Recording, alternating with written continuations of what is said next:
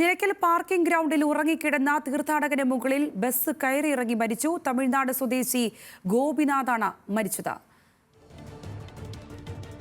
വിവരങ്ങളുമായി ശ്രീരാജ് ബാബു ചേരുന്നുണ്ട്. ശ്രീരാജ്, എന്താണ് സംഭവിച്ചത്? എപ്പോഴായിരുന്നു ഈ സംഭവങ്ങൾ? വിവരങ്ങൾ എന്തെല്ലാമാണ്?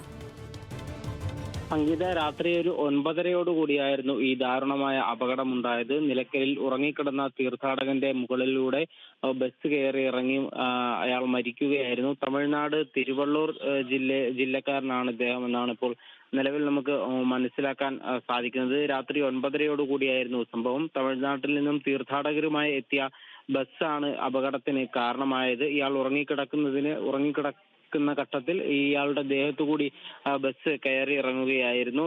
ഇയാൾ ക്ഷേത്ര ദർശനം നടത്തി തിരികെ എത്തിയതിനു ശേഷം വിശ്രമിക്കുകയായിരുന്ന ആളായിരുന്നു ഈ ഗോപിനാഥ്. ശരീരത്തിലൂടെ ഇറങ്ങിയ ഒരു സാഹചര്യമായിരുന്നു നിലവിലുണ്ടായിരുന്നത്. എന്നാൽ ഉടൻ തന്നെ അദ്ദേഹത്തെ ആശുപത്രിയിലേക്ക് എത്തിച്ചിരുന്നെങ്കിലും അദ്ദേഹത്തിന് മരണം സംഭവിച്ചിരുന്നു. നിലവിൽ മൃതദേഹം നിലയ്ക്കലിലെ ഗവൺമെന്റ് ആശുപത്രിയിൽ സൂക്ഷിച്ചിരിക്കുകയാണ്. സംഗീത. ശരി, ശ്രീരാജ് ബാബുവാണ് വിവരങ്ങൾ നൽകിയത്.